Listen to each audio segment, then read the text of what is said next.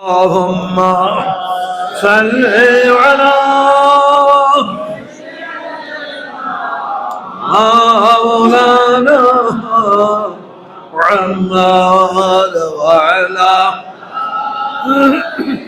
سيدنا مولانا হাদিসের মধ্যে আছে আল্লাহ রাসূল এক সময় সাহাবাদের প্রশ্ন করলেন,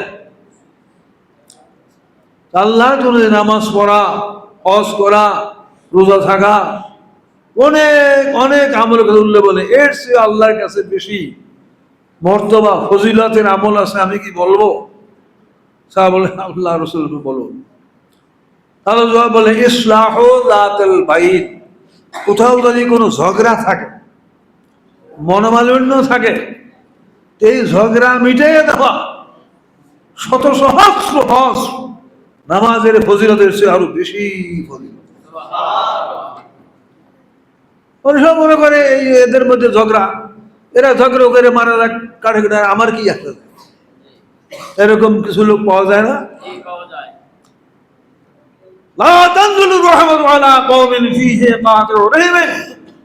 ওই কবির আল্লাহ রহমত নাযিল হয় না যাদের মধ্যে আপনার আত্মীয়তার সম্পর্কে ছিন্নকারী লোক বসবাস করে।